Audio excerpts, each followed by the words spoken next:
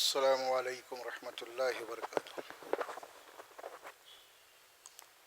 الحمد للہ رب العالمین، والصلاة والسلام علی رسولہ الکریم، اما بعد فاعوذ باللہ من الشیطان الرجیم، بسم اللہ الرحمن الرحیم۔ قل صدق اللہ فاتبعوا ملة إبراهيم حنيفا وما كان من المشركين إن أول بيت وضع للناس للذي ببكة مباركا وهدى للعالمين فيه آيات بينات مقام إبراهيم ومن دخله كان آمنا ولله على الناس حج البيت من استطاع إليه سبيلا ومن كفر فإن الله غني عن العالمين صدق اللہ العظیم۔ یہ چوتھا پارہ ہے، سورہ آل عمران کے آیت نمبر 95، 96 اور 97 ہے۔ تین آیات ہیں جو پڑھی گئی ہیں۔ ایام ذی الحجہ شروع ہو چکے ہیں، آج پہلی تاریخ ہے۔ اس اعتبار سے حج اور اس کا پس منظر کیا ہے؟ ابراہیم علیہ السلام پورا کا پورا حج جو ہے یہ آپ کی سنت میں ادا کیا جاتا ہے۔ ابراہیم خلیل اللہ، کعبۃ اللہ، اس کی تاریخ کو بھی قرآن میں بتایا گیا ہے۔ اس اعتبار سے انشاءاللہ اس کے کچھ تفصیل آئیں گے آپ کے سامنے آج۔ قل صدق اللہ، اے نبی صلی اللہ علیہ وسلم آپ کہہ دیجئے اللہ کی بات سچی ہے، اللہ سچ فرماتا ہے۔ وہ سچ کیا ہے؟ فاتبعوا ملت ابراہیم حنیفا، ابراہیم علیہ السلام کی جو ملت ہے یعنی اسلام، تم اس کی اتباع کرو، اس کی پیروی کرو۔ وما کان من المشرکین، اور وہ مشرکین میں سے نہیں تھا۔ ایک عجیب قرآن مجید میں اللہ سبحانہ و تعالیٰ یہ بات فرماتے ہیں کہ کسی نبی کا جہاں ذکر آیا کہیں پہ بھی اللہ نے یہ نہیں بات فرمائی جو ابراہیم علیہ السلام کے لیے فرمائی۔ بات دو باتیں جہاں ابراہیم علیہ السلام کا نام آئے گا وہاں پہ دو ابراہیم علیہ السلام کی خصوصیات ایک ساتھ آئیں گی، یا پھر دونوں میں سے ایک۔ وہ کیا ہے؟ جیسے کہ یہاں پہ ایک صفت اللہ بتایا ہے، وہ ہے کہ وما کان من المشرکین، وہ مشرکین میں سے نہیں تھا، وہ حنیف تھا۔ اس سے پہلے آیت میں ابراہیم حنیفا، حنیف کے معنی ہر طرف سے انسان کٹ جانا، ہر رخ سے، ہر رشتے سے کٹ کے صرف اللہ کا ہو جانا، اسے حنیف کہتے ہیں۔ سمجھے آپ؟ ہم جو نماز میں دعا کرتے ہیں نا پہلے، وہ یہی دعا ہے، وما کان حنیفا وما انا من المشرکین۔ یہ ابراہیم علیہ السلام کی اس میں ہم ادا کرتے ہیں۔ اور خاص طور پہ ایک صفت یہاں بتا دی گئی، دوسری صفت یہاں پہ آتی ہے کہ وہ مسلم تھا، وہ لم یکن من المشرکین، اور حنیفا مسلمہ، وہ حنیف بھی تھا اور مسلم تھا۔ یعنی کوئی ایسا اللہ کا حکم نہیں تھا جہاں پہ ابراہیم علیہ السلام نے ذرا سی بھی اسے کوئی پہلتی کی ہو، نظر انداز کیا ہو وہاں پہ۔ یہ خاص اللہ سبحانہ و تعالیٰ ابراہیم علیہ السلام کی دو خصلتیں قرآن میں بار بار اللہ سبحانہ و تعالیٰ یہاں پہ بیان کرتے ہیں، کیونکہ ابراہیم علیہ السلام کا جو دور تھا نا وہ پورے کا پورا مشرکانہ دور تھا، پورا دور۔ آپ کی پیدائش عراق کے کسی علاقے میں تھی اس زمانے میں، اور وہاں پہ عراق کا جو مذہب تھا، دین پورے کا پورا، اس وقت سمجھ لیجیے پورے کرۂ ارض کے اوپر شرک ہی شرک تھا چاروں طرف۔ چاہے آپ ادھر عراق لے لیجئے پلٹ کے، پھر ادھر ایران لے لیجئے، پھر ادھر یونان ہے، فلاں فلاں جتنے بھی علاقے ہیں نا یہ تاریخ پہ بھی آتے ہیں، وہ سب شرک، بت پرستی، اوہام پرستی۔ اور خود ابراہیم علیہ السلام جس گھر میں پیدا ہوئے وہ گھر بھی کس کا تھا؟ مشرک، ان کے والد مشرک تھے. تو ابراہیم علیہ السلام کی پیدائش بھی ایک ایسے گھر، یعنی مطلب یہ ہوا یعنی کوئی ایک گھر بھی ایسا نہیں تھا جس میں کوئی موحد مشرک ہو، سارے. تبھی تو اس گھر میں ابراہیم علیہ السلام کی پیدائش ہوتی ہے، اور پھر اسی گھر سے ایک توحید کا چراغ چلتا ہے. پھر اب ہے نا، یہ بات قرآن میں آتی ہے تفصیل کے ساتھ بھی. اور وما کان من المشرکین، وہ مشرکین میں سے نہیں تھا، شرک کرنے والوں میں سے نہیں تھا وہ. ان اول بیت وضع للناس للذی ببکۃ مبارکا وہدی للعالمین، بے شک روئے زمین کے اوپر سب سے پہلا گھر جو اللہ کی خالص عبادت کے لیے بنایا گیا وہ گھر ہے جس کا نام ہے کعبہ. ببکۃ مبارکن، جس کو مکہ ہے، یہاں پہ مکہ کا لفظ آیا ہے، تو وہ مکر کہاں ہے؟ وہ مکے میں ہے، وہ حرم کعبۃ اللہ جسے ہم کہتے ہیں. للناس جو فرمایا ببکۃ مبارکن، اور بڑا ہی مبارک گھر ہے وہ.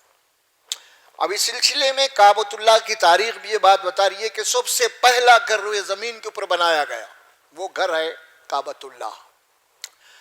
ابراہیم علیہ السلام جو قرآن مجید میں سورۃ البقرہ کے اندر یہ آیت آتی ہے کہ وَإِذْ يَرْفَعُ إِبْرَاهِيمُ الْقَوَاعِدَ مِنَ الْبَيْتِ وَإِسْمَاعِيلَ رَبَّنَا تَقَبَّلْ مِنَّا إِنَّكَ أَنْتَ السَّمِيعُ الْعَلِيمُ. اور وہ خط بھی قابل ذکر ہے جبکہ ابراہیم علیہ السلام نے کعبۃ اللہ کی دیواریں اٹھا رہے تھے، یرفع اٹھا رہے تھے، بنیادیں اس کی قواعدہ، اور اللہ سبحانہ و تعالیٰ سے دعا کرتے جا رہے تھے اللہ تیرے گھر کی ہم تعمیر کر رہے ہیں اور ہماری اس خدمت کو تو قبول فرما. بڑی پتے کی بات ہے، یہ اہم بات ہے. یہ وہ گھر جو قیامت تک باقی رہنے والا ہے، اور امت مسلمہ کا مرکز، اس گھر کی تعمیر ہو رہی ہے. باپ اور بیٹے دونوں کر رہے ہیں، آپ اور آپ کے لخت جگر حضرت اسماعیل علیہ السلام. اور وہ خدمت کرنے کے بعد، گھر بناتے ہوئے، گھر بنانے کے بعد بھی اللہ سے کیا دعا کر رہے ہیں؟ اللہ ہماری اس خدمت کو قبول فرما. تو کیا بات ثابت ہو رہی؟ یعنی آپ کے عمل میں، وہ گھر کی تعمیر میں جو بھی ہو رہا ہے اس کے اندر کتنا اخلاص ہے؟ کیا اس کے اندر کوئی ریاکاری کا شائع بھی ہو سکتا ہے؟ نہیں ہو سکتا. لیکن اس کے باوجود بھی اتنا اخلاص سے اللہ کے گھر کی تعمیر کرنے کے بعد بھی اللہ کے آگے ہاتھ پھیلا کے درخواست کر رہے ہیں کہ آپ ہمارا یہ عمل قبول کیجیے. یہ بات اسی لیے عرض کر رہا ہوں بھائی، عموماً ہمارے پاس کچھ نیک اعمال کر کے ہم جو فخر میں آ جائے مجھے تو اتنا ثواب مل گیا بھائی آج، یا مسجد میں پنکھا لگا دی اتنا ثواب مل گیا، جانی ماں اتنا لگایا، جہاں کوئی واٹر کولر اتنا ثواب مل گیا، ہاں ایئر کولر لگا اتنا ثواب مل گیا، مسجد بنا دی اتنا ثواب مل گیا. ثواب ملا کہاں سے بھائی؟ یہاں دیکھو آپ نبی ہیں، ہاں آپ یہ چکر میں ہے ہی نہیں ثواب کی. آپ تو بھائی میرا یہ ہے کہ یہ عمل اللہ قبول کر لیا تو بس ہے میرا، پر یہ قبول ہونے کے بعد ثواب کی بات آئیں گی نا. ثواب کی بات بھائی، عمل کا ثواب کیا نہیں، آپ کے عمل کا بدل اجر ہے اس کا. تو یہ اجر کب ملے گا آپ کو؟ آپ کا عمل قبول ہونے کے بعد ملے گا. تو یہاں پہ ابراہیم علیہ السلام کیا بول رہے ہیں؟ میرے عمل کو قبول کر. اچھا یہ عمل قبول ہوا یا نہیں ہوا کب معلوم ہوگا؟ یہ وہاں جانے کے بعد معلوم ہوئیں گے. حشر کے میدان میں اللہ کہیں گے یہ تیرا وہ عمل تھا، یہ اس کا یہ ثواب ہے جو قبول کیا گیا. بتائیں گے اللہ تبارک، یہ جنت کے جو بڑے بڑے محلات ہیں بندہ گیا کس کے؟ تیرے وہ فلاں عمل کا بدل ہے تیرا، وہاں فرمائیں گے. تو وہاں پہ جانے کے بعد آپ کو پتا چلے گا کہ میرا عمل قبول ہوا یا نہیں ہوا. یعنی ہمارے پاس جتنے بھی عقائد ہیں نا، یہ ثواب ایصال ثواب کے ساروں کی جڑیں کٹ جا رہی ہیں. یہاں بیٹھ کے انسان جو کہہ رہا ہے نا اس کا ثواب اس کا ثواب، سمجھ میں آ رہا؟ یہاں پہ پنکھا لگا دیے، مسجد بنا دیے، اماں کے نام پہ بابا کے نام پہ سمجھ رہے ہیں ان کے ثواب جاری ہے. نہیں بابا، اصل مسئلہ یہ ہے کہ پہلے تو آپ دعا کریں گے، اس کے بعد اللہ کے دربار میں آپ کا عمل قبول جب ہوئیں گا اس وقت ہاں آپ یہ کر سکتے ہیں، آپ کرتے چلے جائیے نیک کام، اللہ کے آگے دعائیں کرتے چلے جائیے نیک عمل کرنے کے بعد اللہ میرے اعمال کو قبول کروا۔ جب حشر کے میدان میں جب پہنچیں گے تو جتنے اعمال آپ کے قبول ہوئے ہیں ان کا ثواب وہاں پہ ہوگا، اس وقت آپ اپنا سارا ثواب دوسروں کو بانٹ دیا، اماں کو، بابا کو، بھائیوں کو، پڑوس، سب کو بانٹ کے اگر آپ چاہیں تو جہنم میں بھی جا سکتے ہیں آپ۔ وہاں یہی کر رہا ہے نہیں معلوم ہے نہیں قبول ہوا یا نہیں ہوا، وہاں جب ثواب ملیں گا تو اور واقعی میں آپ کتنے دل گردے والے ہیں، کتنا دل ہے آپ کا، آپ ثواب یہاں رہ کے جو بانٹ رہے ہیں نا، وہاں جانے کے بعد جب بانٹو آپ پورا بانٹ کے آپ جناب یعنی آپ چاہے تو دوزخ میں بھی جا سکتے ہیں، آپ سب کو دے دے اللہ میں جاتا ہوں بول کے بھی جا سکتے ہیں۔ وہاں معلوم ہوئے گا نا، یہ یا معلوم ہوئے گا، ساری چکر یہی چل رہی آج۔ اور یہاں اتنا بڑا عبادت کرنے کے بعد، خدمت ہونے کے بعد، نبی وقت کے ابو الانبیاء کو معمولی نبی نہیں ہے، وہ بھی وہ دعا کرنے کے بعد، وہ خدمت کرنے کے بعد اللہ کے آگے درخواست کر رہے ہیں ربنا تقبل، تو قبول کر تو انکا سمیع علیم، کیونکہ تو سننے والا بھی ہے اور ہماری نیتوں کو جاننے والا بھی ہے، علیم ہے تو۔ یہ دعا تھی یہ، کیونکہ ہمارے پاس جو اعمال کرنے کے بعد جو بگاڑ پیدا ہوا ہے نا، وہ اس سلسلے میں ایک نشاندہی میں کر رہا ہوں۔ اسی لیے عمل کے بعد میں آدمی کے اندر تڑپ پیدا ہونا ہے، اس کا عمل قبول ہوا نہیں ہوا، اللہ میرے عمل کو قبول، پر میرے عمل کے اندر جتنے نقائص تھے، عمل تو کروں لیکن اس عمل کے اندر کیا کیا نقص ہے وہ تو جانتا ہے، لہذا تو اپنی رحمت سے میرے اس عمل میں جو نقائص ہیں اس کو دور کر کے قبول فرما۔ کیا بھائی، عمل تو میرے نزدیک تو اچھا دکھ رہا ہے، میں تو ظہر کی عشاء کے 4 رکعت پڑھ چکا، اچھا کر چکا، لیکن کتنے نقائص تھے اس کے اندر تو کل پتہ چلیں گا وہ۔ ہاں دیکھیے بھائی، صحابہ بھی 4 رکعت عشاء کے پڑھے، ہم بھی 4 رکعت عشاء کے پڑھے، گنتی کے اعتبار سے صحابہ کے بھی 4 رہے، ہمارے بھی 4 ہے، تو کیا دونوں کا اجر، صحابہ کا اور ہماری نمازوں کا اجر ایک رہیں گا کل؟ ہاں گنتی کے اعتبار سے برابر ہے وہ، لیکن کل اللہ کے بعد آپ پہنچیں گے تو ہم میں اور ان میں زمین اور آسمان کا فرق رہیں گا، وہاں ان کے عمل میں جو اخلاص رہیں گا نا، وہ ہمارے عمل میں اخلاص نہیں ہے وہ۔ تو اصل کیفیت یہ ہے، لیکن اس کو جناب علی ہم کو چکر میں لگا دیا گیا، ثواب ثواب ثواب، یہ نہیں ہے میرا۔ تو چلیے بہرحال کعبۃ اللہ کی تعمیر وہ دعا کرتے چلے گئے ابراہیم علیہ السلام اور آپ کے لخت جگر دونوں کعبۃ اللہ کو بناتے ہوئے، اور یہ کعبۃ اللہ کی تعمیر جو ہوئی نا، دیکھیے ابراہیم علیہ السلام جو ہے اس کی تعمیر کرنے والے دوسری شخصیت ہیں۔ سب سے پہلے کعبۃ اللہ کی تعمیر جو ہے، مطلب اس گھر کی تعمیر آدم علیہ السلام کرے، کیونکہ اللہ کیا بول رہے ہیں، زمین کے اوپر سب سے پہلا گھر ہے جو اللہ کی عبادت کے لیے بنائے گا۔ تو آدم علیہ السلام سے لے کے ابراہیم علیہ السلام تک جو دور گزرا کہ اللہ کی عبادت کا گھر تھا ہی نہیں، وہ گھر یہ تھا پہلے جو آدم علیہ السلام بنائے، وہ مقام۔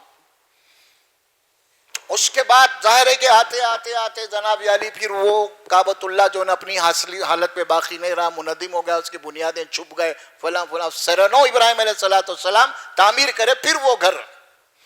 اچھا پھر وہ گھر ابراہیم علیہ السلام کو کیا معلوم کہ بھئی یہاں تھا وہ گھر کعبۃ اللہ، تو اس کا ذکر اللہ سورہ حج میں فرماتے ہیں، وَإِذْ بَوَّأْنَا لِإِبْرَاهِيمَ مَكَانَ الْبَيْتِ أَلَّا تُشْرِكْ بِي شَيْئًا وَطَهِّرْ بَيْتِيَ لِلطَّائِفِينَ وَالْقَائِفِينَ وَالرُّكَّعِ السُّجُودِ۔ سورہ حج کی آیت اللہ فرماتے ہیں ہم نے ابراہیم کو باضابطہ پوائنٹ آؤٹ کر کے وہ مقام بتایا کہ ابراہیم یہاں کعبۃ اللہ کی بنیادیں ہیں، یہاں پہ آپ سر رہو، پھر اس سے جو نا آپ تعمیر کرو۔ اللہ فرشتے کے ذریعے بتایا یہاں آپ تعمیر کیجئے، یہی گھر تھا پہلا، وہ آپ اس کو دوبارہ تعمیر کیجئے۔ تو آپ وہ گھر تعمیر کرنا شروع کیے، جس کا ذکر سورہ بقرہ میں آیا، وَإِذْ يَرْفَعُ إِبْرَاهِيمُ الْقَوَاعِدَ۔ ابراہیم علیہ السلام نے اس گھر کی تعمیر کے جو دیواریں اٹھا رہے تھے، بہرحال اس کا ذکر وہاں پہ آیا وہ۔ تو بہرحال اس کے معمر دوسرے جو ابراہیم علیہ السلام، اور یہ گھر تعمیر کیوں کیا گیا اس کا بھی ذکر قرآن میں کر دیا نا، وہیں پہ سورہ حج میں، اللہ تشرک بی شیئا۔ یہ گھر اسی لیے تعمیر ہونا ہے کہ یہاں پہ اب شرک نہیں ہوگا، کیونکہ اس وقت زمین کے اوپر، روئے زمین کے اوپر جتنے بھی عبادات کے مقامات تھے جتنے بھی عبادات کے مقامات تھے وہ مقامات غیر اللہ کی عبادت کے تھے، سب مختلف تھے عبادات کے، ہر قوم عبادت کر رہی تھی لیکن شرک کر رہی تھی، تو اللہ کی خالص عبادت کا کوئی گھر نہیں تھا۔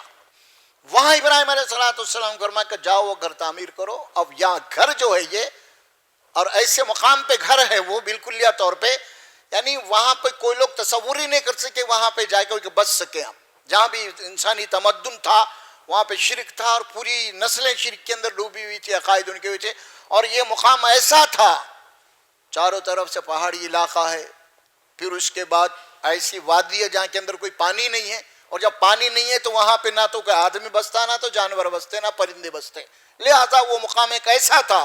ابراہیم علیہ السلام پوری قوم کو جناب علی تبلیغ کرے، بتائے توحید، اس کے بعد قوم نہیں مانی، دشمن بھی ہو گئی، اللہ نے آپ کو حکم دیا کہ اب تم یہ چھوڑو آبادی کے علاقوں کو، ایک بنجر زمین ہے وہاں جاؤ، وہاں جو ہے تم اب ہمارا گھر تعمیر کرو اور وہاں پہ اپنے بیوی بچے کو بساؤ، اب یہاں پہ تمہاری نسل سے توحید والے نکلیں گے، کیونکہ وہ تو اب وہ لوگ تو ظاہر ہے کہ شرک میں مبتلا، آپ کی بات مان ہی نہیں رہے ہیں، لہذا ان کو چھوڑ دو، ان کے اوپر حجت پوری ہو گئی۔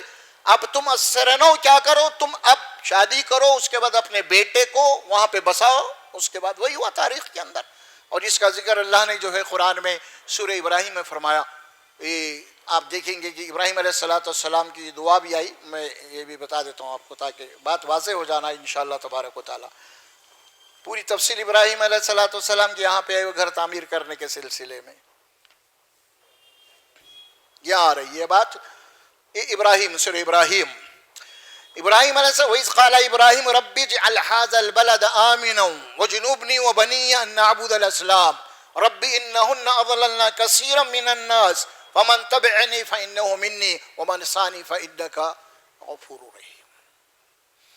ابراہیم علیہ السلام اللہ نے جو حکم دیا تو وہاں پہ آپ گھر تعمیر کریں، اور وہاں پہ آپ اپنے بیوی اور بچے کو چھوڑ دیا، حضرت ہاجرہ، اور اپنے چھوٹے سے بچے کو وہاں پہ بسایا، اور بسا کے اللہ تبارک و تعالیٰ سے یہ دعا کی آپ وہاں پہ، اے میرے پر، جبکہ ابراہیم نے کہا اپنے رب سے ربی اجعل ھذا البلد آمنا، اے اللہ اس شہر کو امن والا بنا دے تو، اور وجنوبنی وبنی ان نعبد الاصنام، اللہ مجھے اور میری اولاد کو تو بت پرستی سے بچا۔ چاروں طرف بت پرستی تھی، شرک تھا، اب یہاں گھر خالی، اب کوئی ہے ہی نہیں یہاں پہ، اب بنجر زمین ہے بالکلیہ طور پہ۔ وہ آگے اگر آیت آ رہی ہے وہ بھی سن لیجیے اب آپ، ربی انہن اضللن کثیرا من الناس، اے پروردگار ان بتوں نے بہت ساروں کو گمراہ کر دیا ہے، ومن تبعنی فانہ منی، اور جو بھی میرے راستے پہ چلے گا وہ میرا امتی ہے، ومن عصانی فانک غفور رحیم، اور جو میری نافرمانی کرے گا بس اس کا معاملہ تیرے حوالے، تو غفور رحیم ہے۔ بخشش کے معاملے میں کسی کی میں مداخلت نہیں کر سکتا، یہ بات بھی آپ ذہن میں رکھیے۔ نبی ہیں، مشرک ہیں، بت پرست ہیں، ان کے متعلق یہ کہہ رہے ہیں، آپ کیا کہہ رہے ہیں؟ میری اتباع جو کریں گا وہ میرا ہے، اور جو میری نافرمانی کریں گا اس کا معاملہ تیرے حوالے ہے، کیونکہ تو غفور رحیم ہے۔ کیا بات ثابت ہو رہی ہے یہاں پہ؟ یہ نہیں بول رہے ہیں اللہ جو مشرک ہے اس کو دوزخ میں ڈال دے، تو یہ نہیں بول رہے ہیں، اللہ کے حوالے کر رہے ہیں معاملے کو۔ ہم کیا بولتے؟ فوری نے گمراہ ہوگا اس کو دوزخ میں ڈال دو بولتے ہم، یہ کافر ہو گیا بولتے ہم۔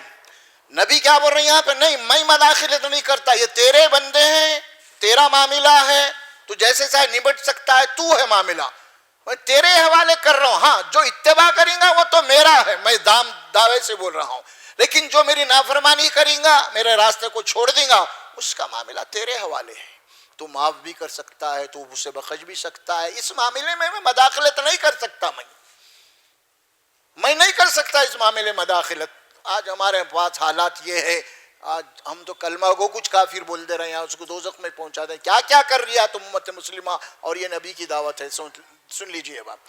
تو بہرحال یہاں یہ بات کہی گئی، اس کے بعد آپ پھر یہ دعا کر رہے ہیں، ربنا انی اسکنت من ذریتی بواد غیر ذی زرع عند بیتک المحرم، اے میرے پروردگار میں اپنی ذریت کو، اپنی اولاد کو ایک ایسے میدان میں چھوڑ رہا ہوں جو بنجر ہے، بغیر ذی زرع، غیر ذی زرع بولے تو یہاں پہ نہ تو زراعت ہو سکتی، نہ کاشت ہو سکتا، کیوں نہیں ہو سکتا؟ پانی نہیں ہے نا، پانی ہوگا تو ایسے ہوئیں گا، نہیں ہو سکتا. تو بہرحال اس کے بعد تو آپ اپنے بسا دیے وہاں پہ اپنی اولاد کو. ذریت بغاری فرمایا ربنا لیقیم الصلاۃ، اے پروردگار تاکہ نماز کے قائم کرنے والے بن جائیں. فجعل افئدۃ من الناس تہوی الیہم وارزقہم من الثمرات لعلہم یشکرون.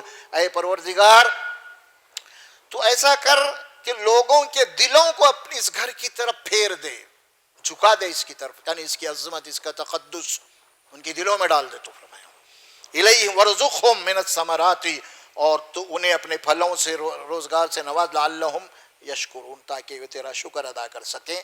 تو بہرحال یہ جو گھر آپ نے بسایا اور وہاں پہ اللہ تبارک و تعالیٰ کی قدرت کی طرف سے ایک چشمہ جاری ہوا جسے ہم آب زمزم کا پانی کہتے ہیں، وہ ابراہیم علیہ السلام آپ کی اولاد کو بسانے کے بعد وہاں پہ نکلا.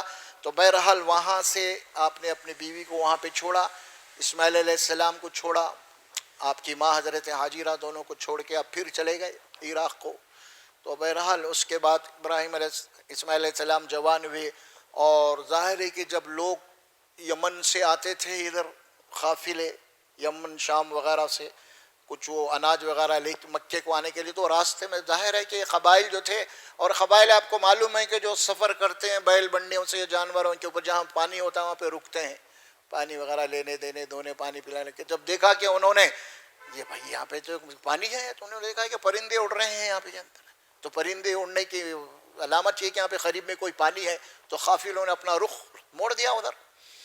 تو دیکھا کہ وہاں پہ جانے کے بعد پانی کا چشمہ ابل رہا ہے، اور وہ قافلے وہاں پہ اترے. حضرت حاجرہ فرما لے کہ بھائی یہ تم لوگ کون ہے، فلاں فلاں بر جا بھی ہو، تم یہاں پہ رہ سکتے، کوئی مسئلہ نہیں ہے، لیکن پانی کے اوپر میرا حق ہوگا. یہ حضرت حاجرہ فرمایا کوئی بات نہیں. تو بہرحال وہ قافلے وہاں پہ رک گئے، اور انہوں نے وہیں پہ پناہ ڈالا، اور وہیں پہ ایک دیہات، ایک بستی بس گئی. اور اسی بستی میں حضرت اسماعیل علیہ السلام اس بستی والوں کے لڑکی سے نکاح کیے، شادی ہوئی. تو بہرحال ان سے جو نسل چلی، وہ نسل کا نام ہے بنی اسماعیل.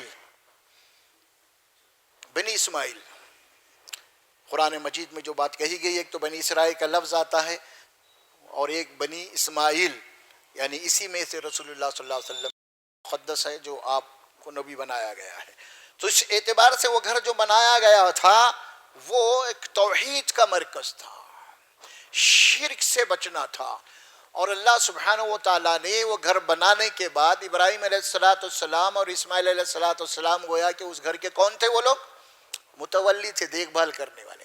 اور اللہ نے باضابطہ باپ اور بیٹے سے یہ عہد لیا تھا، وہ عہدنا سورہ بنی یعنی بقرہ میں یہ آیت مبارک آئی ہے، اسماعیل ابراہیم و اسماعیل ان طہر بیتی للطائفین والعاکفین والرکع السجود. دیکھو ابراہیم یہ اللہ کا گھر ہے، اور اس گھر کی زیارت کرنے کے لیے جو بھی آئیں گے ان کی خدمت کرنا تمہارا فرض ہے. اس گھر کو پاک و صاف رکھنا، یہاں پہ طواف کرنے والوں کے لیے، یہاں پہ قیام کرنے والوں کے لیے، یہاں پہ اعتکاف کرنے والوں کے لیے. تو بہرحال وہ ابراہیم علیہ السلام کو جو ہے نا اس کا متولی بنایا گیا، اور اس کے بعد ظاہر ہے کہ یہاں پہ ایک آبادی آہستہ آہستہ شروع ہو گئی. اس اعتبار سے پھر وہ گھر اب آباد ہونا شروع ہو گیا ہے. پھر آپ دیکھیں گے کہ پھر وہی گھر چلتے چلتے رفتہ رفتہ پھر اپنی مشرکانہ کیفیت میں آ گیا. رسول اکرم صلی اللہ علیہ وسلم جب مبعوث ہوئے تو وہی گھر جو اللہ کی خالص عبادت کے لیے بنایا گیا تھا، اور وہی گھر کے اندر 360 بتوں کو رکھ دیا گیا. سوچ رہے آج اس دنیا میں آج ہمارے مسجد کے اندر کوئی مورتی لگا کے رکھ دیا تو کتنے ہنگامے ہوتے، کیا بھائی خون خراب ہے، کیا کیا نہیں ہوتا. آج وہاں پہ وہ کعبۃ اللہ کا گھر، توحید کا مرکز، ایک نہیں دو نہیں، کتنے بت؟ 360. ہر قبیلے کا ایک بت، اس کا ایک مقدس مقام بن چکا تھا کعبۃ اللہ.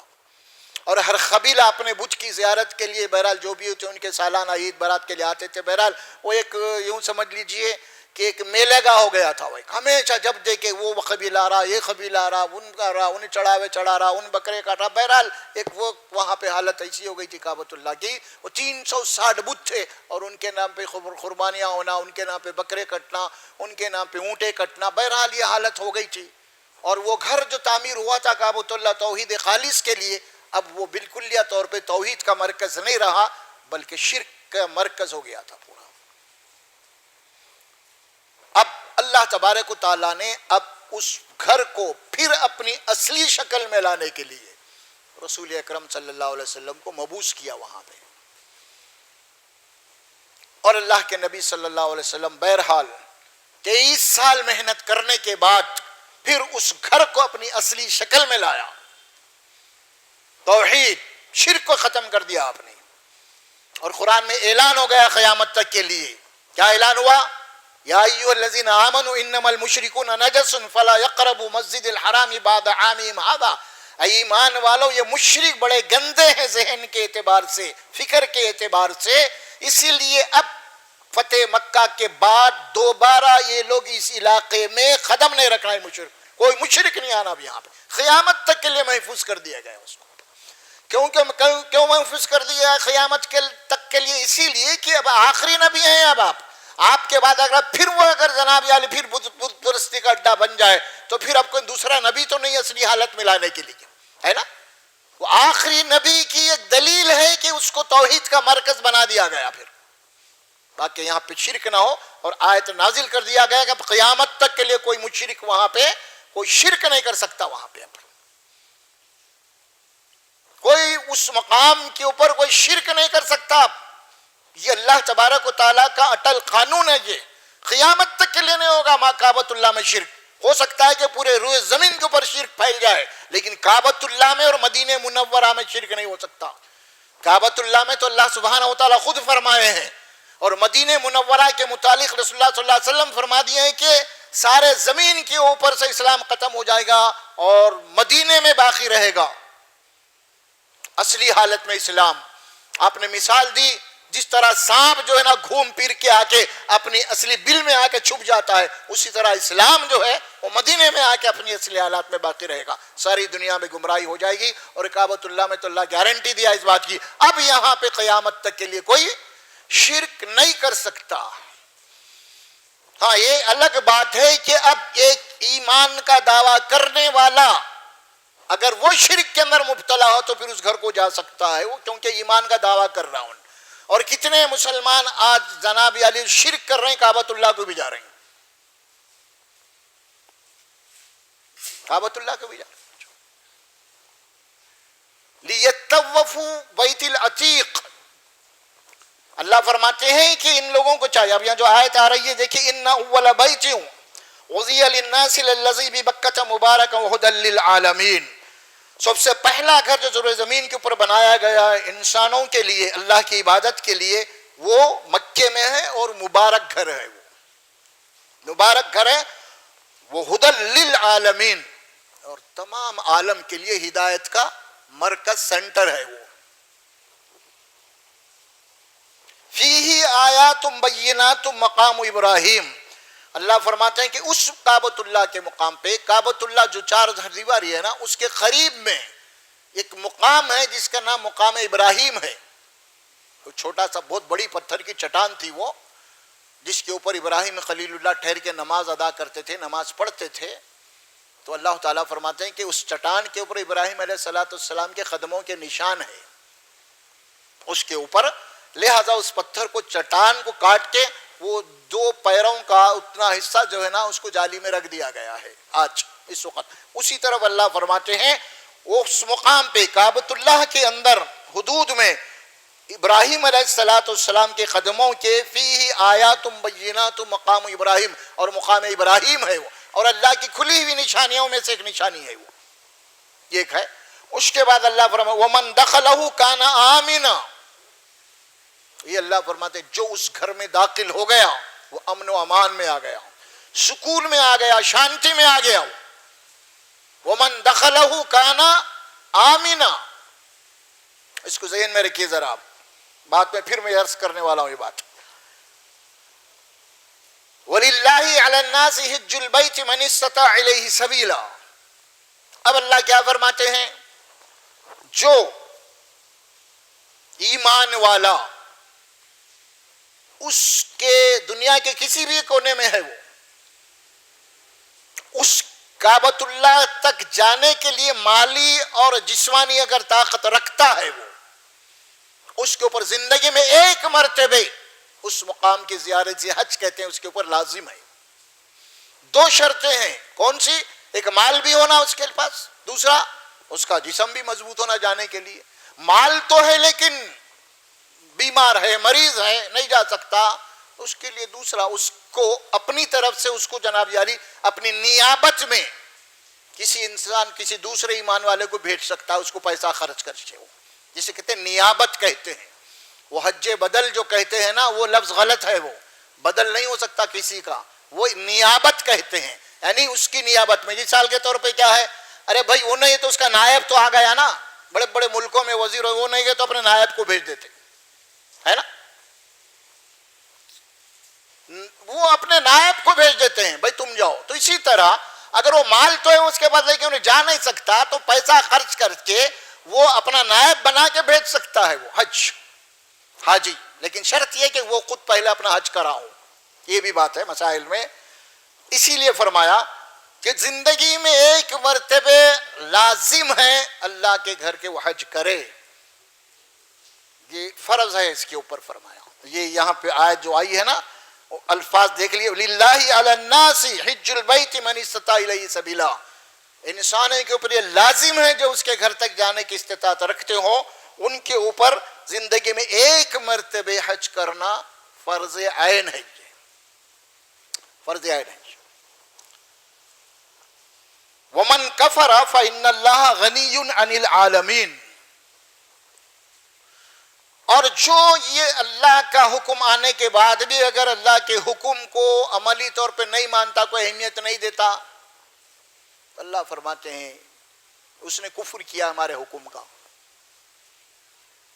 اس کے بعد سب کچھ ہے جانے کے لیے تیار نہیں ہے، کفر کیا اس نے۔ ومن کفر، دیکھیے اب جس نے کفر کیا پھر ہمارے حکم کا، فإن اللہ غنی حمید، بس اللہ تبارک و تعالیٰ اس کا محتاج نہیں ہے، وہ میرے گھر کو آنے سے کوئی میری عزت بڑھنے والی نہیں ہے، غنی ہوں میں، تو غنی ہوں، اور نہ صرف میں غنی ہوں بلکہ سارے عالم سے غنی ہوں میں، یہ اللہ تبارک و تعالیٰ۔ اب حج کیا ہے؟ حج عبادت ہے، اسلام کے 5 ارکان ہیں نا، یہ 5 ارکان میں سے ایک رکن حج ہے، اور حج آدمی کو جوانی میں کرنا چاہیے، اور ہمارے ہندوستان کے ایشیا کے لوگ جو عموماً ہو جاتے ہیں کہ عمر ختم ہونے کے بعد پورے حرام خوریاں کرنے کے بعد میں اخیر میں جو ہے جا کے جناب یعنی پورے پاپ دھو کے آنے کے لیے جاتے ہیں، وہاں پہ ایک تصور ہے ان لوگوں کا۔ حج جوانی میں ہونا چاہیے کیونکہ حج ایک جہاد کی کیفیت رکھتا ہے، جہاد سے تشبیہ دی گئی حج کو، کئی مسائل وہاں پہ پیدا ہوتے ہیں، ایک تو گھردار سے دور ہوتا، کبھی نہیں نکلے، مال والے لوگ گھردار کو چھوڑ کے نہیں نکلے، آرام سے رہتے تھے، اب سفر میں ہے، آدمی کے پاس کتنا ہی پیسہ رہے تو کیا ہوتا، مصائب تو لگیں گے نا وہاں پہ۔ یہ ساری چیزیں اسی لیے فرمایا خاص طور پہ حج کا جو معاملہ ایسی عمر میں کریں آپ جو آپ پوری طاقت و قوت رکھتے ہوں۔ تو بہرحال یہ حج ایک عبادت ہے۔ حج میں ہوتا کیا ہے؟ سب سے پہلے حج میں یہ ہوتا ہے کہ آپ نیت کر لیتے ہیں۔ کیا کرتے ہیں؟ نیت حج کی۔ اور یہ کب سے شروع ہوتے ہیں حج کی؟ 8 ذی الحجہ سے لے کر اب یہ 10 تک سمجھے، 9 اصل حج ہوتا ہے، اصل حج عرفہ، الحج عرفہ، 9 تاریخ جو عرفات کا دن ہوتا ہے نا وہ اصل حج ہوتا ہے۔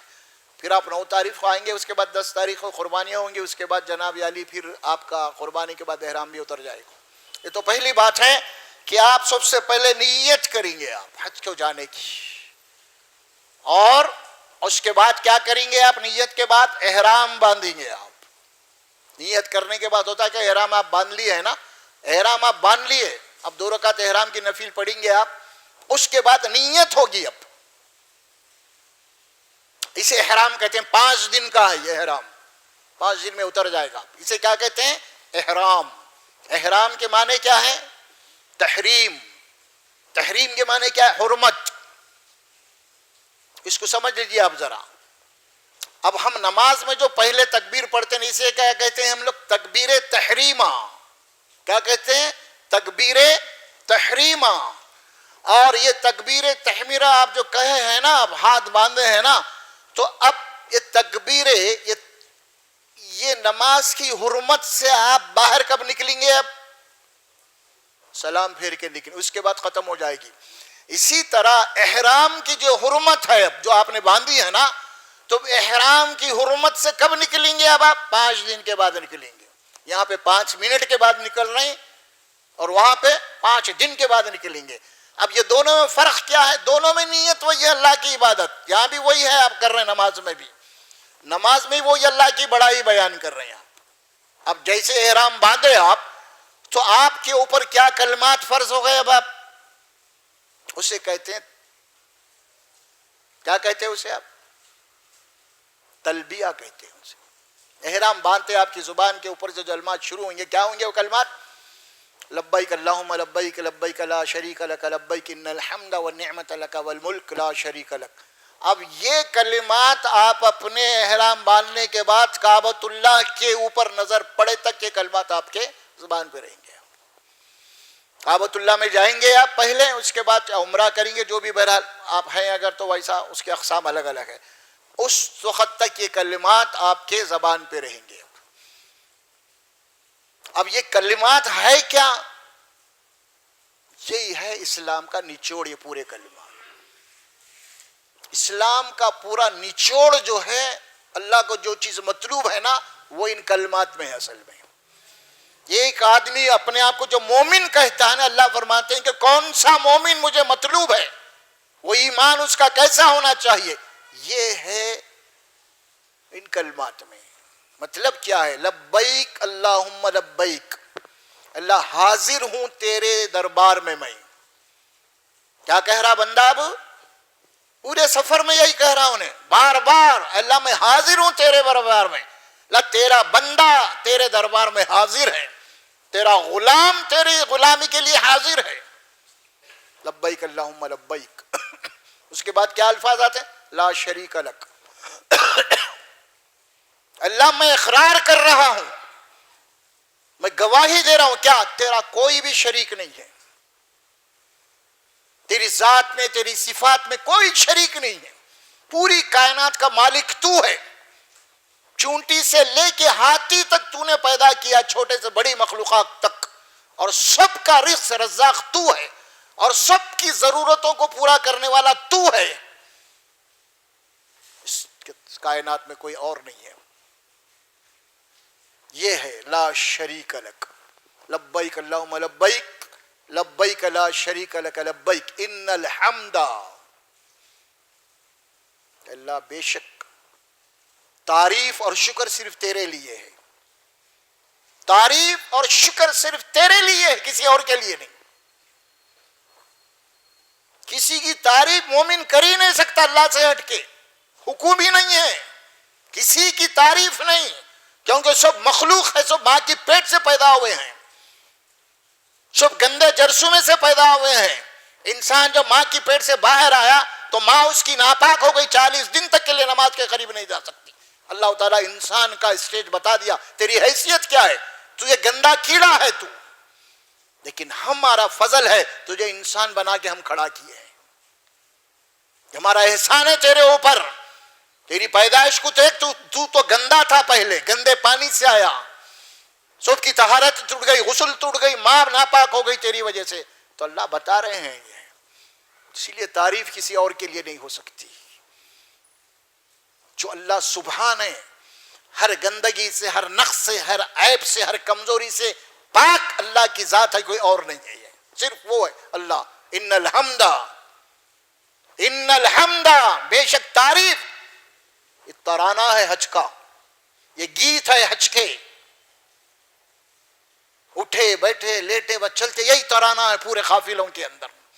کوئی ملک سے آ رہا، کسی کوئی زبان ہے، کسی کو کوئی زبان ہے، کوئی گورا ہے، کوئی کالا ہے، کوئی گڈا ہے، لمبا ہے، لیکن سب کا ایک ہی ترانہ ہے، لبیک اللہم لبیک لبیک لا شریک لک لبیک ان الحمد۔ اس کے بعد والنعمت، ساری نعمتیں تیری ہیں۔ کس کی نعمت ہیں ساری؟ یہ چھوٹی سے چھوٹی، بڑی سے بڑی، یہ نعمت کس کی ہے؟ اللہ کی عطا کردہ ہے۔ انسان کو اللہ تبارک و تعالیٰ جو نعمتیں دیا ہے زندہ رکھنے کے لیے، کھانے کے لیے، موج کرنے کے لیے، اس کے اندر سب سے بڑی نعمت کون سی ہے؟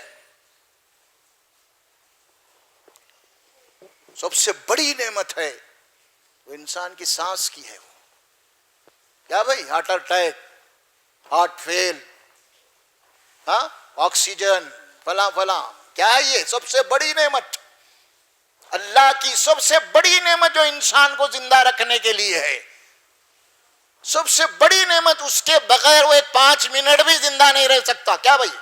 ہے نا؟ اتنی بڑی نعمت کو اللہ تبارک و تعالیٰ نے کیا کر دیا؟ اس کو فری کر دیا، پھگٹ میں. سونے چاندی کی قیمت ہے، ہیرے جوہرات کی قیمت ہے. ایک گلاس پانی ہے، ریگستان میں پھنس گئے آپ، ہیرے جوہرات ہے، بادشاہ سرکار جا رہے ہیں لیکن پانی نہیں ہے، تو بولتے کہ بھائی ہم ہیرے جوہرات لے لو، کم از کم ایک گلاس تو پانی دیو. نہیں، کوئی قیمت نہیں ہیرے جوہرات کی. قیمت ہے تو آکسیجن کی ہے، قیمت ہے تو سانس کی ہے، قیمت ہے تو ہارٹ بیٹنگ کی ہے. یہ ہے اصل. اس کے بعد سیکنڈ نمبر پہ پانی، اس کو بھی عام کر دیا اللہ. دیکھیے اب اس کی بھی کوئی قیمت نہیں رکھا، کیونکہ اس کے بغیر تو زندہ نہیں رہ سکتا. تیسرے نمبر پہ غذا، اس کے لیے انسان کو کچھ محنت اور مشقت کرنا ہے پھر، کیونکہ اس کے بغیر بھی انسان کچھ دن، 1 مہینہ 2 مہینہ بھی زندہ رہ سکتا ہے خالی پانی پہ. معلوم ہے نا؟ اسی لیے اللہ فرمایا ہے، اسی لیے غذا کے لیے اللہ تعالیٰ کچھ محنت رکھا، مشقتیں رکھا. یہ ہے اللہ کی نعمتیں. کیا فرمایا؟ ان الحمد والنعمت، تعریف تیرے لیے ہے، ساری نعمتیں تو ہے. لک والملک، یہ ساری کائنات تیری ملکیت ہے، تو مالک ہے اس کا، کوئی اور نہیں ہے. اگر آپ ہوا نہ دیں، یہ ہوا مجھے نہیں مل سکتی. اگر آپ پانی نہ دیں، مجھے پانی کوئی ہی مل نہیں سکتا. اگر آج زمین سے اناج نہ اٹھائے، نہ اگائے اللہ، تو میں غذا کو ترس جاؤں گا، نہیں ملے گا. یہ ہے لک والملک. پھر اس کے بعد آخری جملہ کیا ہے؟ لک والملک لا شریک لک، تیرا کوئی شریک نہیں ہے. یہ ہے اصل اللہ کے گھر تک پہنچنے کا ترانہ ہے، اس کے گیت ہیں، اس کی حمد باری تعالیٰ کے. یہ سب یہ حج ہے، عبادت ہے، اللہ کو یہ مطلوب ہے اصل میں. سمجھے آپ؟ پھر حج کے گھر جائیں گے، کعبۃ اللہ کا طواف ہوگا، 7 چکریں اس کی لگائی جائیں گی. پھر اس کے بعد نکلیں گے آپ، وہاں سے چلیں گے، پھر منا میں رہیں گے، منا کے بعد وہاں سے نکلیں گے، مزدلفہ جائیں گے، مزدلفہ اس کے بعد عرفات جائیں گے، عرفات سے پھر لوٹیں گے آپ. اب اس کے بعد سارا حج کے یہ پورے، اس کے بعد آخری آئٹم جو قربانی کا ہوگا، پھر یہ حج ہے، پورے کا پورا عبادت ہے. اب یہ طواف عبادت، اعتکاف عبادت، رکوع اور سجود عبادت. جو قرآن میں اللہ وعہدنا ابراہیم، اللہ کیا فرمایا؟ وانتحر بیتی للطائفین، طواف کرنے والے، والعاکفین، اعتکاف کرنے والے، والرکع السجود، رکوع اور سجود کرنے جو آپ یہاں پہ آ رہے ہیں اللہ کے آگے، آپ ان کی خدمت کیجیے. کتنی باتیں فرمائی یہاں پہ؟ یہاں پہ باتیں کتنی ہوئی؟ اعتکاف ہے، طواف ہے، رکوع اور سجود ہے، عبادت ہے. یہ سمجھ میں آ رہا؟ نماز میں 2 چیزیں تو ہیں ہمارے پاس، کیا ہے؟ رکوع اور سجود ہے عبادت کی، اور مسجد میں اعتکاف بھی ہے. 3 باتیں تو یہاں ہو گئی. اب ایک چیز بچی، وہ طواف ہے. اور وہ طواف کہاں ہوتا؟ صرف مکے میں ہوگا، وہ گھر میں، کسی اور جگہ نہیں ہوگا. اعتکاف کسی بھی مسجد میں ہوگا. رکوع اور سجود تو 5 نمازوں میں ہے آپ کے، لیکن اعتکاف تو کسی بھی مسجد میں ہوگا. لیکن طواف صرف اللہ کے گھر کو جانے کے بعد وہی اسی گھر کا طواف ہوگا، کسی اور کا نہیں ہوگا. کسی مسجد کا طواف نہیں ہوگا، مسجد نبوی کا بھی طواف نہیں ہوگا. طواف صرف کعبۃ اللہ کا ہوگا، چونکہ یہ خالص عبادت ہے. اس بات کو سمجھ لیجئے. اچھا، اب اس قسم کے جو رسومات ہیں نا، جیسے اعتکاف ہے، جیسے طواف ہے، جیسے رکوع اور سجود ہے، اس قسم کے جتنے بھی رسومات ہیں، اللہ کے گھر سے ہٹ کے کسی اور مقام پہ کیے جائیں گے، اللہ کے گھر سے ہٹ کے، تو اس کا نام شرک ہوگا. مثال کے طور پہ اللہ کے گھر بولے تو ایک مسجد بھی آ گئی، وہ گھر بھی آ گیا. آپ کی مسجد، آپ مسجد میں تو کھڑے ہوئے ہیں، لیکن عبادت جب آپ کرتے ہیں تو نیت کیا باندھتے ہیں؟ مسجد کی نیت نہیں باندھتے آپ، کعبۃ اللہ کی نیت مانتے ہیں. آپ کہاں کی بنتے ہیں آپ نیت؟ کعبۃ اللہ کی نیت. آپ بیٹھے ہیں مسجد، یہاں سے جناب علی ہزاروں کلومیٹر دور ہوں گا وہ، لیکن مسجد کی نیت نہیں ہوگی، نیت تو کعبۃ اللہ کی ہوگی آپ کی. تو اس اعتبار سے رکوع اور سجود جہاں ہو رہے ہیں مساجد کے اندر، اعتکاف بھی ہوگا لیکن طواف نہیں ہوگا. میں یہ بات یہ کہہ رہا ہوں کہ مسلمانوں کے پاس بہت سارے ایسے مقامات ہیں، رسومات ہیں، وہ لوگ اپنے پیر، اولیاء، بزرگان دین کے مزاروں پہ، قبروں پہ جا کے یہ سب کچھ کرتے ہیں. کعبۃ اللہ میں جو ہوتا ہے وہ عرس میں ہوتا ہے. کہاں ہوتا؟ عرس میں ہوتا ہے. گھر سے نکلتے ہیں نہا دھو کے عرس کو جانے کے لیے، وہی حج کو نکلتے ہیں ہم نہا دھو کے، پورا اچھے کپڑے دھلے ہوئے ڈال لے کے نکلتے ہیں نا. اب آپ وہی سیدھا عرس میں بھی آپ جا رہے ہیں، آپ مزار کے پاس بھی. پھر وہاں جا کے آپ کیا کریں گے؟ آپ وہی طواف کریں گے. آپ جتنے بھی جاتے ہیں لوگ عرس کو کیا کرتے جا کے؟ جس طرح کعبۃ اللہ کے پھیرے لگاتے ہیں نا، اسی طرح وہ درگاہ کے مزار کے پھیرے لگیں گے. پھر وہاں پہ اعتکاف بیٹھیں گے. کچھ دن اعتکاف بیٹھتے ہیں نا، جیسے مسجد میں بیٹھتے ہیں رمضان میں، کوئی لوگ 10 دن، 5 دن، 3 دن، تو وہاں مزاروں کے پاس بھی کچھ لوگ جا کے 8 دن، 2 دن، 3 دن اعتکاف میں بیٹھتے ہیں. باضابطہ لو لگاتے ہوئے، خبر والوں سے اندر جو ان سے لو لگاتے ہیں، ان کی فکر، ان کا ذکر، ان کے لو لگا کے وہاں پہ بیٹھتے ہیں، ان کی بڑائی بیان کرتے ہیں باضابطہ قبروں پہ جانے. جس طرح کعبۃ اللہ کو غلاف چڑھایا جاتا ہے، اسی طرح مزاروں کو غلاف چڑھایا جاتا ہے. جس طرح کعبۃ اللہ کو غسل دیا جاتا ہے، اسی طرح مزاروں کو غسل دیا جاتا ہے.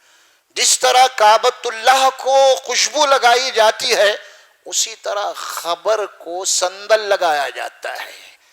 اب سندل نکلیں گا، بولتے فلاں دن سندل ہے، فلاں دن چراغ ہے، فلاں دن ختم ہے، فلاں دن لکھا ہوا رہتا، اکثر آپ دیکھتے ہوں گے. تو یہ سب کعبۃ اللہ کی نقل ہو رہی پوری. یہی ہمارا کعبۃ اللہ ہے اصل میں. اس کے بعد آپ دیکھے ہوں گے پھر منا، حج میں جانے کے بعد 3 دن مینا میں رہتے ہیں، قربانی کر کے کھاتے پیتے رہے وہاں پہ 3 دن تک رہتے ہیں. تو یہاں عرس کے اندر بھی ایک مینا بازار لگتا ہے 3 دن کا، جس کے اندر جھولے، کھلونے، یہ وہ سب رہتے ہیں کھانے پینے کے لیے، ہے نا. مینا بازار. اور وہاں کا مینا کا میدان، مینا کا میدان، وہ مینا کو کیا کر دیے لوگ؟ مینا بازار کر دیے پورا. پھر آپ دیکھیں گے جس طرح قربانی ہوتی ہے نا حج میں، اسی طرح عرس میں بکرے کٹتے ہیں. اس کے بعد قربانی کے بعد لوگ سر منڈاتے ہیں، ہے نا، قربانی کے بعد. اسی طرح درگاہوں کے مزاروں کے پاس قربانی کے بعد ان کے بھی بچوں کی منتیں رہتے ہیں، ان کے بعد وہاں سے ان کو سر منڈا کے لاتے ہیں یہ لوگ. یہ سارا مسئلہ جو ہے کعبۃ اللہ کی نقل اور شرک ہو رہا ہے. اور ایسا ویسا شرک ہے، کروڑوں مسلمان اس شرک کے اندر مبتلا ہے، کروڑوں. کعبۃ اللہ جس طرح آپ کو زمزم کا پانی لے آتے ہیں، فلاں لاتے ہیں، اور کچھ جو بھی بہرحال وہاں سے آتے ہو، خود یہ لوگ کیا لاتے ہیں اجمیر وغیرہ سے؟ پھول کے پتیاں لاتے ہیں، اودان کی جناب یہ راکھ لاتے ہیں، وہ سمجھ میں آ رہا، یا وہاں سے لال دھاگے لاتے ہیں. کیا کیا ہے بھائی؟ پورا شرک کے اندر مبتلا ہے. حج کو جانے والا جو کام کر رہا ہے وہی حج یہاں پہ ہو رہا ہے. اس کو حج اصغر کہتے ہیں یہ لوگ. چھوٹا حج یہاں ہوتا، بڑا حج وہاں ہوتا ہے. بعض لوگ تو یہ کہتے ہیں کہ بھئی حج کو جانے سے پہلے جو ہے نا آپ اجمیر کو جانا ضروری ہے، یہاں پہلے یہاں چھوٹا حج کرو پھر بعد میں بڑا کریں گے. یہاں گئے چ نہیں تو وہاں کیسا جاتے تم ڈائریکٹ؟ ایسے بدعقیدہ لوگ ہیں، بولتے ہیں باضابطہ. نعوذ باللہ من ذالک. سوچئے آپ. اس کے بعد کیا ہو رہا پھر؟ حج، اللہ کی عبادت، خالص عبادت کا نام حج ہے. اللہ کے گھر کو جانا، یہاں سے لبیک کہنا، تیرے حاضر ہوں تیرے دربار میں، تیرا کوئی شریک نہیں ہے. حج کیوں جا رہا ہے؟ توحید کے مرکز کو جا رہا ہے، اور اللہ کے گھر کو جاتے وقت اپنے ہاتھ پہ امام ضامن بن کے جا رہا. سمجھ میں آ رہا آپ کو؟ دیکھو اب اس کا سفر توحید کا سفر ہے، یہ ایمان کا سفر ہے یہ، لیکن یہ کم بخت جو ہے نا شرک کر کے جا رہا ہے. یہیں سے تیرا کوئی شریک نہیں بول رہا، بازو کچھ ہے یہاں پہ امام ضامن. یعنی مطلب کیا ہے؟ ایک امام ہے، 12ویں امام جو شیعہ لوگوں کے ہے، امام غائب انہوں کہتے ہیں، وہ قرب قیامت میں آنے والے ہیں، وہ ان کا تصور ہے. وہ تو وہ امام کے نام سے وہ باندھا جاتا ہے. وہ اس کے معنی ہوتے ہیں کہ اب یہ سفر میں مشکل مصیبت جو بھی آئیں گی نا، اب یہ امام جو ہے، یہ امام غیب تیری حفاظت کریں گے. وہ ضامن ہے تیرے اس سفر کے، ضمانت دے رہے تیرے اس سفر کے. اور جا رہا کعبۃ اللہ کو، جا رہا ایمان کا سفر ہے، جا رہا شرک سے بیزار، شرک سے نفرت کرتے ہوئے جا رہا، لیکن اپنے ہاتھوں میں جیسے تو شیطان لگا. وہ لوگ احرام باندھ رہے، کوئی تو بھی رشتہ دار، کوئی لوگ احرام باندھے، کوئی بھی ایک آگے فوری امام ضامن لا کے بڑھ دے رہا انہیں. کیا ان کا حج شروع ہوئیں گا، قبول ہوئیں گا ایسے لوگوں کا حج؟ ابھی میں کیا بولا تھا؟ فتح مکہ کے بعد اب کوئی مشرک بھی یہاں پہ داخل نہیں ہوئے گا. مشرک تو داخل نہیں ہو سکتا، چونکہ یہ ایمان کی گواہی دی ہے نا، اسی لیے اس کو انٹری ہے. ظاہری طور پہ مسلمان مومن ابل کے جا رہا انہیں، اسی لیے انٹری ہے اس کی. کسی مشرک کی انٹری نہیں ہو سکتی جو بولا کہ میں مومن نہیں ہو، نہیں جا سکتا ہوں. لیکن چونکہ دعویٰ کر رہا ہے نا مومن ہو کے، اسی لیے اس کی انٹری ہو جا رہی ہے. اس کا معاملہ اللہ کے حوالے ہو جائے گا. حکومت کے ذمہ نہیں ہے وہ چیز. حکومت تو یہ نہیں دیکھیں گے دل میں کیا ہے کیا ہے فلاں، لیکن جو ظاہری چیزیں دیکھیں گے اس کو الاؤ کر دیں گے وہ. تو یہ ساری چیزیں کیا ہے؟ شرک ہے. حج جیسی عبادت بھی ہندوستان، پاکستان، بنگلہ دیش نے فلاں اس علاقے کے جتنے بھی مسلمان حج پہ جا رہے ہیں، اللہ ماشاءاللہ وہ سب امام ضامن بن کے جا رہے ہیں، سب شرک کر کے جا رہے ہیں. اور کوئی تو پہلے حج سے اگر گورنمنٹ کی طرف سے جا رہے ہیں حج کے اوپر، اگر ان کا فلاں ڈیٹ اٹھ گئی ان کی، سمجھ میں آ رہا، ڈیٹ آ گئی تو فوری پہلے اجمیر کو جا رہے ہیں. ڈیٹ آ گئی بھی میری، میرا اجمیر کو جا کے آتا ہوں میں. اجمیر کو نہیں گیا تو حج ہی نہیں ہوتا میرا. سمجھ میں آ رہا؟ پہلے یہاں طواف کرنا ہے اس کو، پہلے یہاں پہ سندل چڑھانا ہے، پھر یہاں پہ ہے، اس کے بعد میں وہ آج کی بات ہے اللہ کی، تو رسمی طور پہ جا رہا ہوں سمجھے. تو اسی لیے اللہ نے فرمایا کہ ابراہیم کون تھے؟ یہ مشرک نہیں تھے. سارے تعلقات، سارے رشتہ داریاں سب کو توڑ کے کاٹ کے حنیفہ، وہ حنیف تھے کسی کی طرف. یہ ہے حج. حج یہ ہے اصل عبادت. اور کیا ہے حج؟ احرام. 5 دن کا احرام ہے. احرام کے معنی ابھی بتا دیا میں آپ کو. تحریم، اس کی ظاہری علامت یہ ہے کہ اب آپ عام کپڑے جو پہنتے ہیں نا، وہ کپڑوں کو آپ اتار دینا ہے اور 2 کپڑے آپ لپٹ لینا ہے. تو کیا مطلب ہوا اس کا؟ اس کا مطلب یہ ہوا ظاہری طور پہ آپ کے کپڑوں کی تبدیلی ہو رہی. ظاہری طور پہ آپ کے کپڑوں کی تبدیلی ہو رہی، جس کے اندر سائڈ میں 2 پاکٹاں ہیں، جس کے اندر چور پاکٹ بھی ہے مال رکھنے. اب یہاں پہ نہ تو کفن میں پاکٹ ہے، نہ حرام مال آ نہیں سکتا یہاں پہ. ہاں بات سمجھ رہے ہیں آپ؟ اسی لیے فرمائے گا کم سے کم. اب یہاں پہ آپ کے کپڑوں کی تبدیلی ہو رہی، ظاہر میں کپڑے بدل رہے ہیں آپ، لیکن حقیقت کیا؟ حقیقت میں آپ کی زندگی بدلنا ہے. کپڑے بدلنا تو صرف علامت ہے، سمبل ہے صرف، یہ ظاہری طور پہ. اب آپ جس گھر کے لیے جا رہے ہیں نا، جس طرح تم نے اپنے کپڑوں کو بدلا، اب تم کو ایسے کپڑے پہنا جا رہے ہیں جس کے اندر کوئی داغ دھبا نہیں ہے، بالکل سفید. اب اسی طرح تمہاری زندگی بھی وائٹ ہونا. تمہاری زندگی کے اندر تبدیلی آنا. خالی کپڑے بدلنے سے حج نہیں ہوتا, تمہاری زندگی تبدیل ہونا ہے اب. اور تم یہ وعدہ کرتے ہوئے جا رہے ہیں, اے اللہ میں حاضر ہوں تیرے دربار میں, آ رہا ہوں میں, تیرا غلام حاضر ہے, اللہ تو جیسا بولا ویسا کروں گا میں. اب یہ نعرہ لگاتے ہوئے آپ جا رہے ہیں, اور واپس آنے کے بعد آپ کی زندگی تبدیل ہو جانا ہے. پھر حج یہ ہے, یہ نہیں کہ حج پہ آپ جا کے آ گئے پھر جا کے آنے کے پھر وہی آپ ویسے ہیں جیسے کہ کوئی تبدیلی نہیں, کوئی تبدیلی نہیں.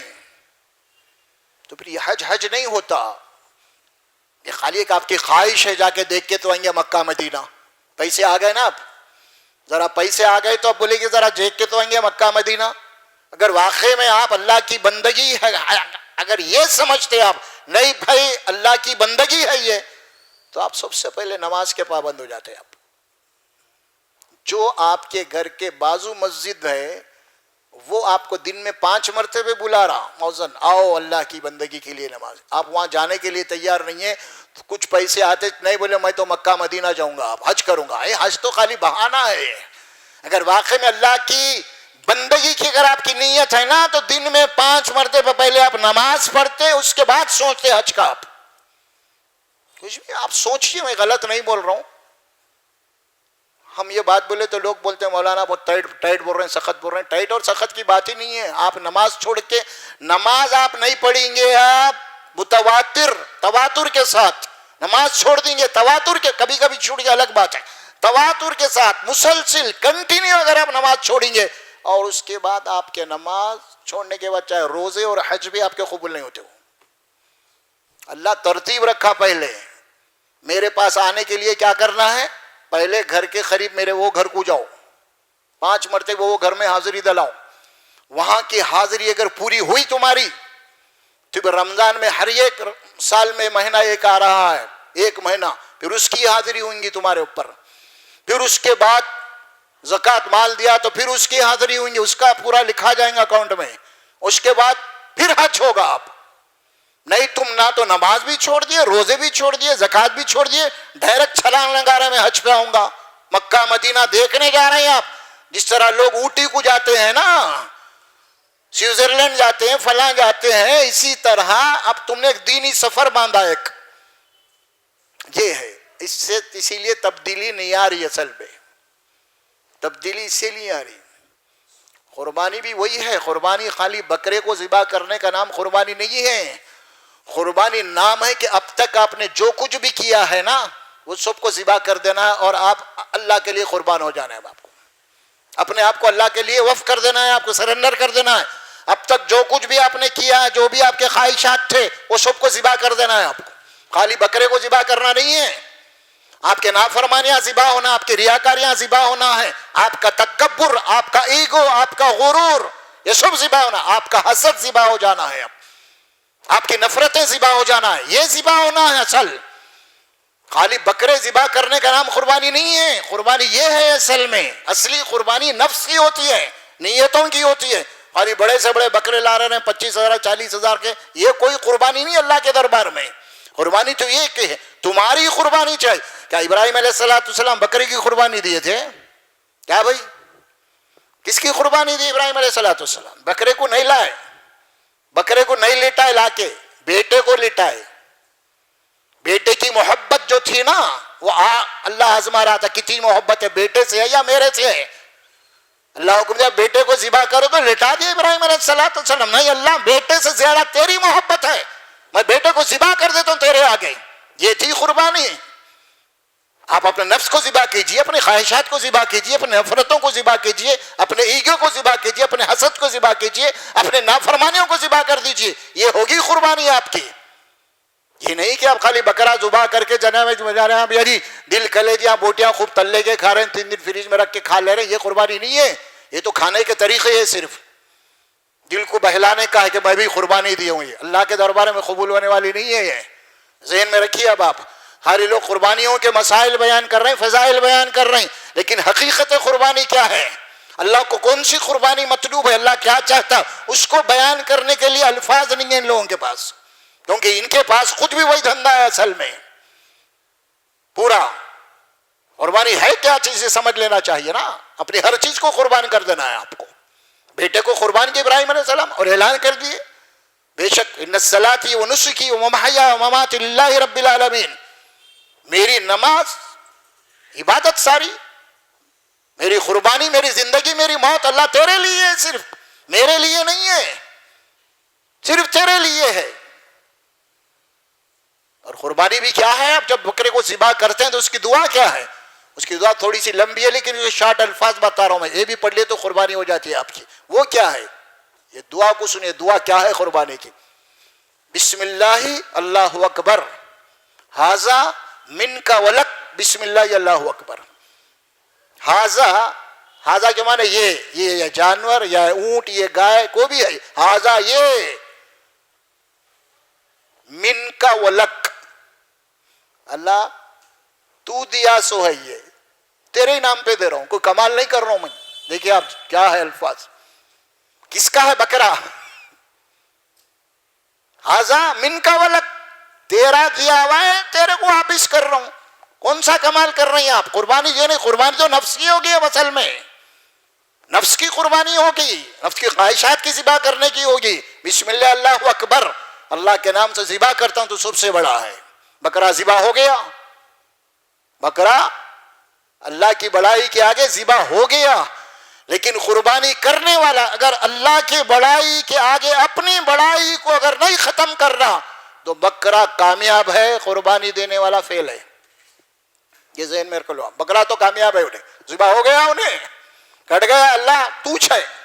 اب انہیں قربانی دے کے پھر نہیں میں بول رہا، انہیں پھر میں بول رہا، نہیں میں، میری بات، میرا طریقہ، میری فلاں نہیں، میری نہیں، وہ میری کو ذبح کرو تم، وہ میں کو ذبح کرو تم پہلے، تو تم میرے ہو جائیں گے۔ پھر تمہارے اور میرے درمیان میں جو دیوار ہے نا وہ انا کی دیوار ہے، اللہ اور بندے کے درمیان میں جو دیوار ہے نا وہ انا کی دیوار ہے، انا، میں نے، اللہ تو ہے، صرف تو، میں کچھ بھی نہیں، میری کوئی حیثیت نہیں۔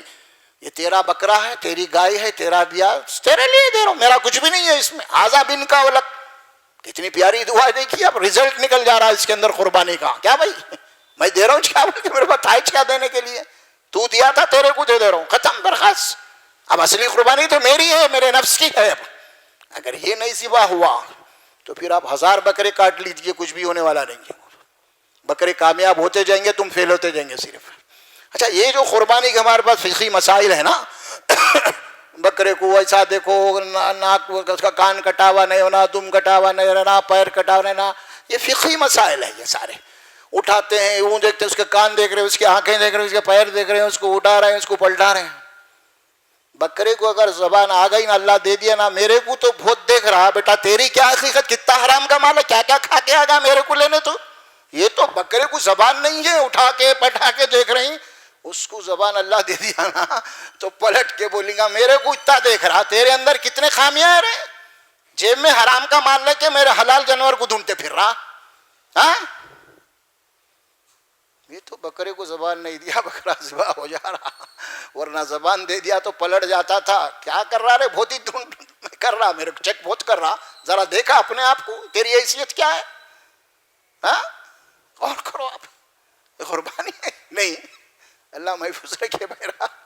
تو بہرحال انشاءاللہ تبارک اللہ کچھ شارٹ باتیں میں آپ کے سامنے رکھ دیا ہوں، کیونکہ آنے والی جمعہ میں تو انشاءاللہ ہم نہیں رکھیں گے پروگرام، کیونکہ وہ بکرے بازاراں یہ وہ سب رہتے نا بھائی، اسی اعتبار سے وہ انشاءاللہ پھر اس کے بعد میں عید کے بعد والی جمعہ میں انشاءاللہ پھر درس قرآن ہوگا، اور اس میں ہم انشاءاللہ رسول اکرم صلی اللہ علیہ وسلم کی حجت الوداع کیا تھا، حج کے اندر کیا آپ کے پیغامات تھے، اس کے اوپر ذرا گفتگو کریں گے انشاءاللہ۔ میں اللہ سے دعا کرتا ہوں کہ اللہ سبحانہ و تعالی مجھے اور آپ کو بولنے اور سننے سے زیادہ عمل کی توفیق عطا فرما دے۔ بارک اللہ لی ولکم فی القرآن العظیم ونفعنا وإیاکم بالآیات والذکر الحکیم، وقولوا قولی ھذا استغفر اللہ لی ولکم ولسائر المسلمین برحمتک یا رب۔